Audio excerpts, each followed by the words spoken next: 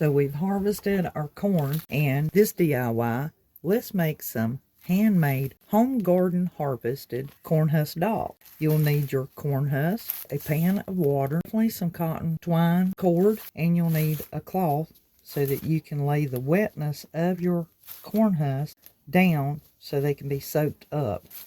And basically what you're going to do is put your corn husk into this pan of water so that you can get them wet, and that makes them yield better.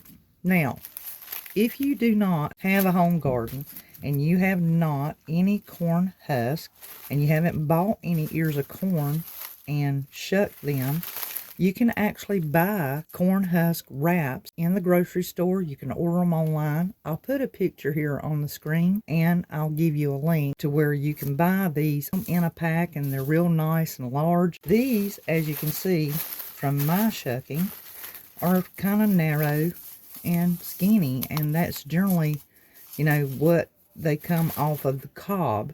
If you have the other corn husk that come from the stalk, it's the leaves from off of the actual stalk. So I'm going to see what this will do for me and how well I fare at making a few corn husk dolls. I'm going to take a handful here and go ahead and place them in my pan, and that'll help get them wet and make them more pliable so that you can work with them a lot better. It doesn't matter whether it's warm or cold. Warm water, of course, is going to make anything really wilt real quick as far as like opening up the fibers. But I'm just going to put several in there and see about getting them wet. Once they get wet, they're really pliable, and that's why you definitely want a cloth to soak up any excess water, because they get good and soaked, and they work just like any kind of fiber, because that's what they are. They're truly a fiber. God-given, God-driven, and this is just a really neat project to do. You can color them. There's all kinds of things that you can find online about corn husk dolls and different things that they do with them, different things they make. And this is basically like making a muslin doll, where you would use fabric, and you can use the same method that I'm going to be showing to do a fabric one as well as a corn husk one. That is so neat, because you can truly make some beautiful things with your fabric and your muslin. And so we're just going to use the corn husk in place of fabric. They've been soaking just a few minutes. It doesn't take long, and you can really get them out. And I just roll them out and stretch them out. And I'm going to place them right here on my cloth. Usually when you buy them, they're fairly wide. I mean, they're like really wide. So mine, of course, coming off of the corn cob will be different, but it still works. You can just kind of see where they come right off of the corn stalk. And I'm basically just going to kind of overlap them until I get the amount that I want out here, and just work with them. Like that one's got a split, so we'll try it and see. This is my first time making a corn husk doll, and I really wanted to do these for several years. Have been anxiously wanting to do this for a long time. And so you can see they're just really nice. And when you get such a range there, like you can even turn them opposite of each other. Like you can have this end going this way. I'm putting all of mine together in this fashion to roll them up, because you'll spread these out and lay them overlap on each other. And so hopefully these splits, like I'm going to go ahead and take that one off, that one I just had, just lay several out there and get a good width going, because you'll be rolling them up, and that washcloth is just helping to soak up some of the water. And that looks like a pretty good stretch right there, because they don't have to be that thick. You usually don't do them too thick at all. You really don't. So I have several here. We're going to see how well this goes for me. I'm going to try and roll them together, because generally you will kind of roll them up. And you see how loose I'm rolling at, because mine are just kind of overlapping each other.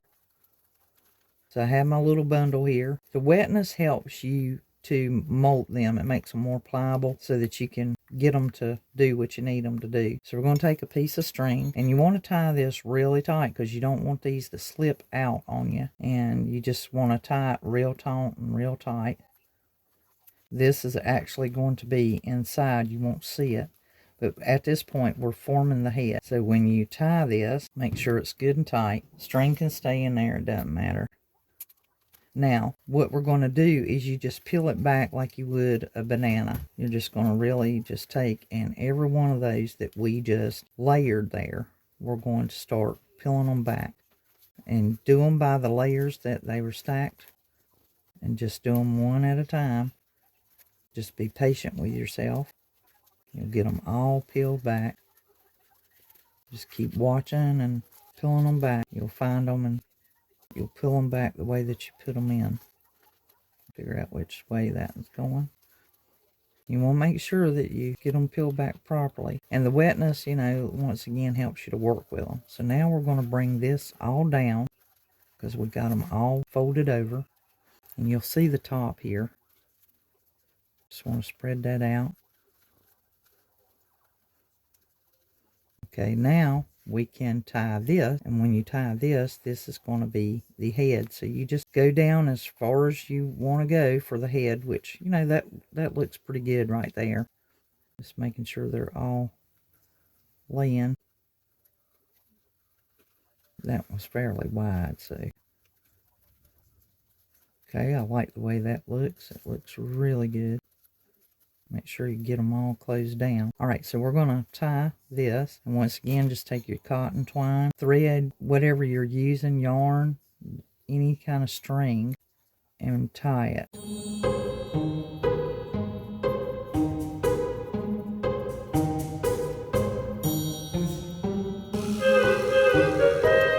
So now we have her dress per se.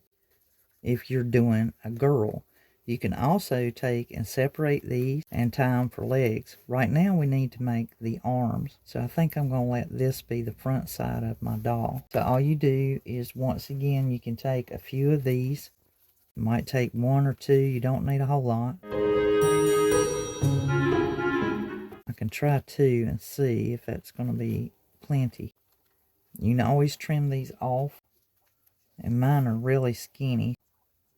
As you can see, you can definitely use home harvested, home garden corn husks to make your dolls.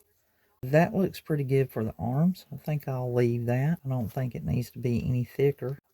And even if it does, you would just roll it out. Put you another one. By overlapping them, it helps them to hold on to each other. And all your little narrow ones, your skinny ones, they work real good for doing the arms. Put that extra one in there. Come back this way. That looks really, really good. So now we're going to find our split, basically. Kind of, you know, look and see what would be your halfway split of your layers. That way it looks equally proportioned. Just trying to find the center. And that looks about right there.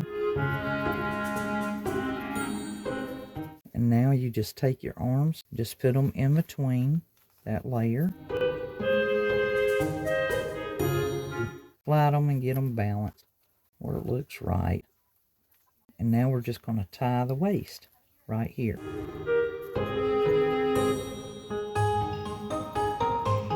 And with the string wet, it ties up really, really good. That's one good thing about working with corn husks when they're wet.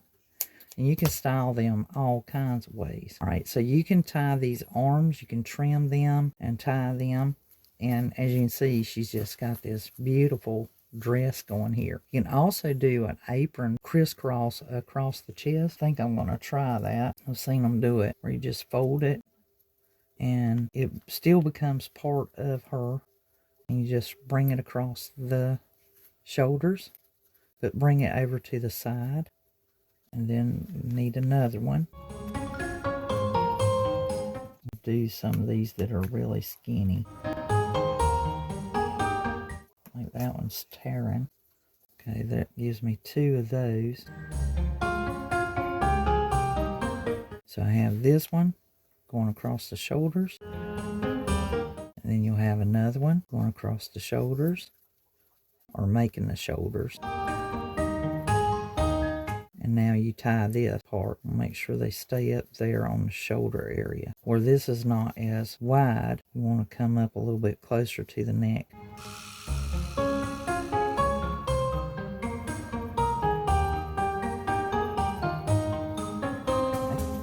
And see, I actually have some corn husks right here, and I can take and wrap that around the waist and use it as a tie. These are just little pieces of corn husks from where it was shucked.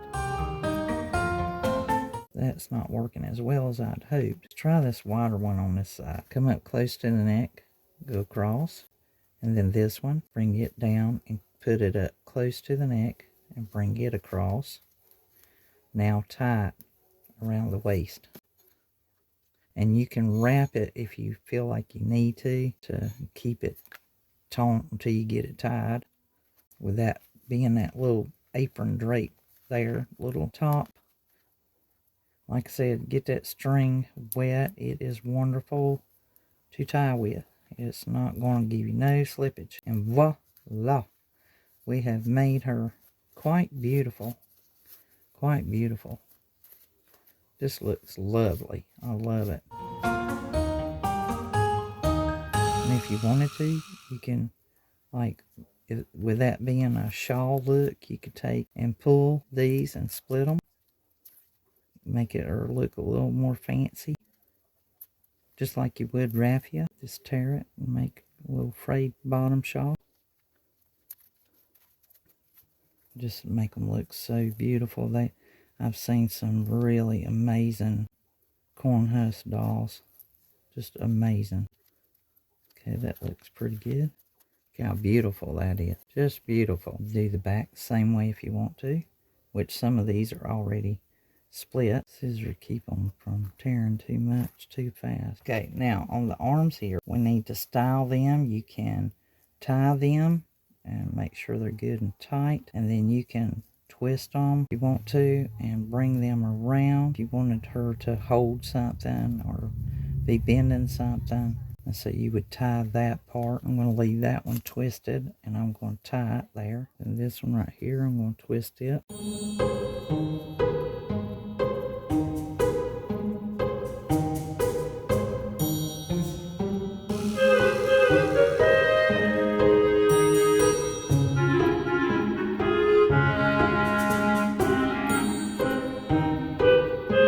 I'm just taking the piece that is a strip from where the corn husks have been shucked, and it's almost like a string, and I can wrap it around there, and then that gives of itself, and then I can tie it and see if that will hold it in place. That way I don't have to use string, but I might have to use string after all because mine keeps wanting to unwind here.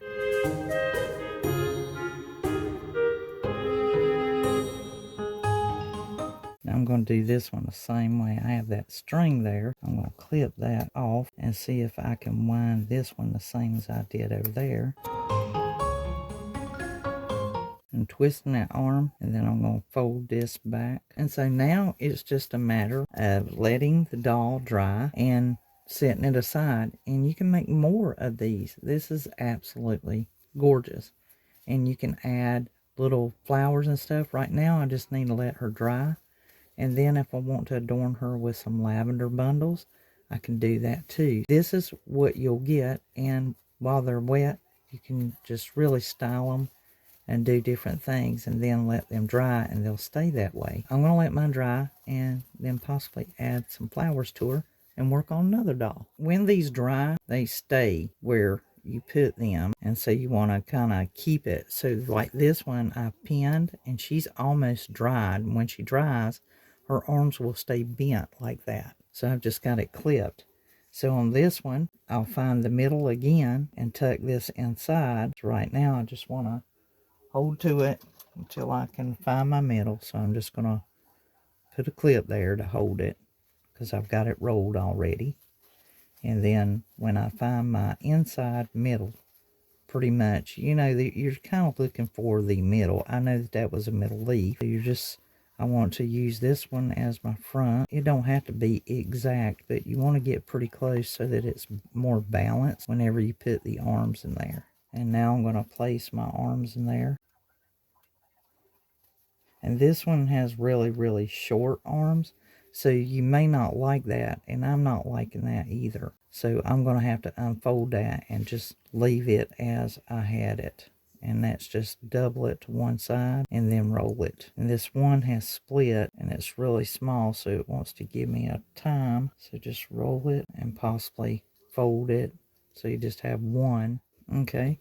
So I've got that untied and I've got the arms here. And one thing that I'm going to do is I have this piece and I'm going to just pull some pieces off of it to use for tying. And that makes it really handy. Like I can wrap it and use it as a tie versus string. And so I can start, and you definitely want to have a tail to where you can tie it.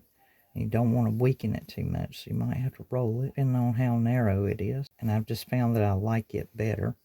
I do try to put that in the back so that when I tie it, it's going in the back, and just bring it and just, you know, make it look better than just that old flat looking there. Then that way when I bring this back here, I can tie the actual corn husk as the arm, and I just think that looks so much better because then I can cut it and trim it, and see once that dries it is a done deal. And so I can clip these back here. Make sure you pull it in the direction you want it to dry. Don't want to be poking out too much. That looks so much better to me. And then this one's kind of thick and it won't take much to do it.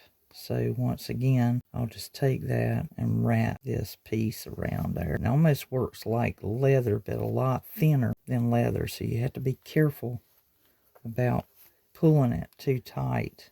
You don't want to pull it too tight. You want to just keep going and give yourself plenty so that when you go to tie it, when you pull on it, it don't rip or break on you. And I may actually have this one too narrow. Yeah, but as long as that stays, so I'm just tucking it into that twist so that when it dries, it'll stay tucked in there. Now, that looks great. Look at the dress. I love that. And you can, of course, separate these and tie these and make it into legs for a boy. I'm making mine into girls. Now, while I still have this one piece left, I'm going to utilize it. And I'm just going to, like, bring it across here. Bring it down, around, and over. I think that looks nice. Now, actually, when I bring it back over, I'm going to try to stick it down inside that one wrap. And then pull it and let it dry to each other. Like I said, it's just like working with leather. I always knew that I would love working with these. Look at that. Just gorgeous. You can use every single piece of it. I have nothing wasted. Everything that I put in that pan, I've turned into these two beautiful dolls.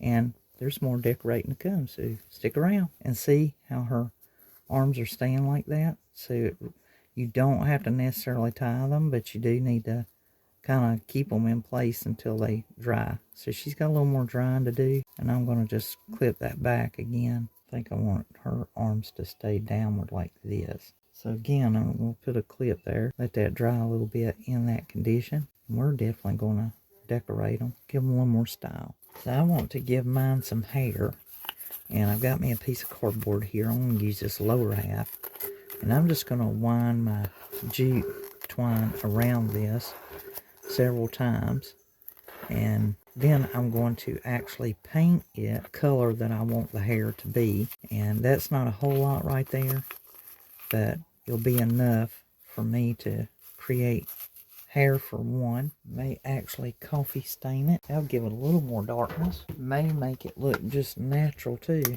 and it won't take too long for it to dry. Now the coffee stain recipe, you can see the link to it in the description box down below if you desire to try it out. When it's on the channel, you can always go over to the channel. Now the other thing I'm going to do is I'm going to trim this out so it doesn't have such a blunt edge, and just give it a little jazz, because I can tie that and just put a little decorative edge on there, so that looks better. And then I can take my hot glue and glue this twine onto the edges. I think that would look real nice. Just a little bit across there. And I'll do this bottom edge same way. Now they'll set that up to put across her head. Just going to fold it in half, and then I can adjust it as I put it up there exactly where I desire it to be. And as I said, don't worry about the hair in the back because it's going to be shielded by her little scarf on her head. I can fold that down in the back, and then I'll just fold this over, fold this over. I'm folding it down low so that way it has a little bit of hang down here. And now it's just a matter of tying it.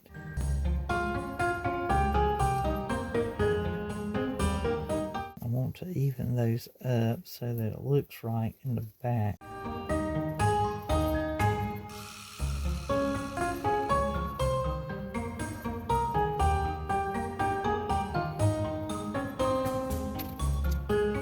Isn't she lovely? She just looks really, really lovely. I'm very pleased. And you can always put eyes on them. You can do that with a marker or something. Now on this one, I've used the homespun, and I've tattered the edge by tearing it so that I'd have a little strip here. And I did glue these closed so it'd stay close to the head, but showing the hair a bit. And then I took the little edge that I cut off of it, that I tore, and that's what I'm going to use to tie it. And that way she has like a little scarf around her neck. And then this one, I think I'll leave it with some tails on it. It's looking really cute like that. And that way she has some tails hanging off of this part. Or this will drape back there in the back. The way I've got it across there. Might have to bring it down a little bit to get it styled right. And that'll give her a little bit of a show there. That looks really cute. Then I can move these over to the side and let them drape down. And once again, just styling her arms. Not quite dry, but I'm planning on fixing her a little broom, and we'll do that next. So that way she'll be holding her broom across here. And then I can glue them. It just makes it easier to style. Already got those arms going that direction. So let me clip those clips back again. It just takes a little longer for it to dry when they're clipped like that because they can't get no airflow. So she's looking pretty good. And then this one we finished. Now to make that little broom, I have these florals right here, and I have me some sticks. Now I'm going to make my broom based on her and how big she is. So I think somewhere in there is going to be sufficient. So now I can just get my twigs together.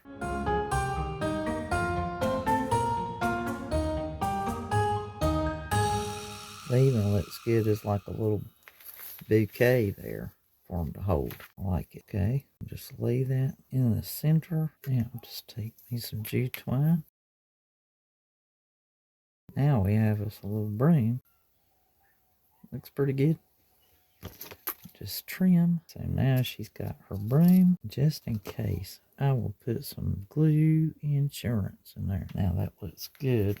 It looks really, really good. Make sure which way I want the arms to flow on there. To hold the broom. I want to bring that broom a little closer and bring it. Let it turn that away. I think it looks a lot better. Put a dot there. Put a dot up here. What do you think? Isn't she gorgeous? Broom and all. Just gorgeous. So I had some small pieces to break off of this. So I just glued them up here on her bonnet. And if I find any more, that's what I'll do. Is I'll just add a few of those sprigs up there. And that just really looks so much better and just really truly make them look so beautiful.